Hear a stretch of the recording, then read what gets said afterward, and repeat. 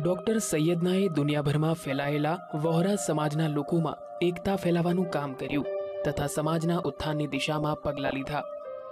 સૈયદનાને જોર્ડનની સરકાર તરફથી order of the નાઇલના ખિતાબથી નવાજવામાં આવ્યા હતા. સામાજિક તથા શૈક્ષણિક ક્ષેત્રમાં યોગદાન માટે તેમને કાહિરાના અલ અજહર વિશ્વવિદ્યાલય, અલીગઢ મુસ્લિમ વિશ્વવિદ્યાલય તથા કરાંચી વિશ્વવિદ્યાલયે ડોક્ટરની માનદ ઉપાધિઓ આપી હતી. સમગ્ર દુનિયામાં ફેલાયેલા 10 લાખ વહોરા લોકો પર તેમની અનેરી છાપ હતી. તો ડોક્ટર સૈયદનાને અકા મૌલા પણ કહેવામાં આવતા હતા. વહોરા સમાજ માટે ડોક્ટર સૈયદના દેવદૂત સમાન હતા. તેમના વ્યક્તિત્વના અનેક રૂપ હતા. તેઓ એવા ધર્મગુરુ હતા જે પરંપરાગત ધર્મ જ્ઞાનને બદલતા સમાજની જરૂરિયાત મુજબ તેનો મૂળ અર્થ ન બદલે તે રીતે લોકોને સમજાવતા હતા. વહોરા સમાજની પ્રથા મુજબ સંપ્રદાય સાથે જોડાનાર વ્યક્તિને શપથ લેવડાવવામાં આવતા હતા અને તેના કારણે જ વહોરા સમાજ દુનિયાભરમાં એક પરિવાર સમાન થઈ ગયો છે.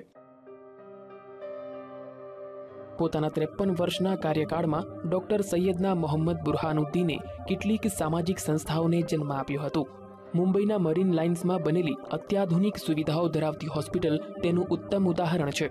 સેફી બુરહાની અપલિફ્ટમેન્ટ ટ્રસ્ટનો પાયો પણ ડોક્ટર સૈયદનાએ જ નાખ્યો હતો. સૈયદનાએ પોતાના કાર્યકાળમાં અલ જમિયતુસ સેફિયા અરબી એકેડેમીના કામકાજની પણ દેખરેખ રાખી હતી.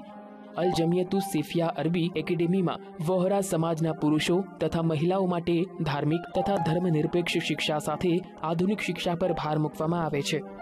ડોક્ટર સૈયદનાએ વહોરા સમાજના વિદ્યાર્થીઓ માટે શિષ્યવૃત્તિ આપવાની શરૂઆત કરી હતી. આ સિવાય મુંબઈમાં એક ટ્રસ્ટની સ્થાપના પણ કરવામાં આવી હતી. સમાજને આગળ લાવવા વેપારનું મહત્વ સૈયદના કેટલાય સમયથી સમજી ગયા હતા. સૈયદનાની ઊંડી વિચારધારાના પરિણામે જ વહોરા સમાજે વેપારની દુનિયામાં નામ કાઢ્યું છે. ઇસ્લામમાં વ્યાજની લેવડ દેવડ હરામ માનવામાં આવે છે અને તેના કારણે જ ડોક્ટર સૈયદનાએ એક ખાસ કોષ ઊભો કર્યો હતો જેના માધ્યમથી વહોરા સમાજના લોકો વેપાર શરૂ કરી શકે. તેમણે કેટલાય કારોબારી કેન્દ્રોની સ્થાપના કરી, શૈક્ષણિક સંસ્થાઓની સ્થાપના કરી, હોસ્પિટલો તથા વેપારને આગળ વધારવા કામ કર્યું હતું. તેમની કોશિશ હતી કે વહોરા સમાજ ધર્મને પ્રતિ નિષ્ઠાવાન તો રહે, પરંતુ તેમાં કોઈ ચરમપંથીને સ્થાન ન હતું. ડોક્ટર સૈયદનાનું યોગદાન પ્રાચીન સંસ્થાઓના સંવર્ધન માટે પણ અમૂલ્ય હતું. દુનિયાભરના કેટલાય જૂના ધર્મસ્થળોનું પુનઃનિર્માણ સૈયદનાએ કરાવ્યું હતું, જેમાં કાહિરાની અલ અનવર મસ્જિદનો પણ સમાવેશ થાય છે. સૈયદનાએ કેટલાય ઇસ્લામી પ્રોજેક્ટની શરૂઆત કરી હતી, જેમાં મિસ્રની અકમાર મસ્જિદ, લલુઆ મસ્જિદ તથા જુયુશી મસ્જિદ શામેલ છે. આ સિવાય ફાતિમી કાળની કેટલી મસ્જિદોનું પુનઃનિર્માણ સૈયદનાએ કરાવ્યું હતું. ત્યારે આવા એક પુણ્ય આત્માને જન્નત નશીન થાય તેવી પ્રાર્થના. Bureau report, VTV.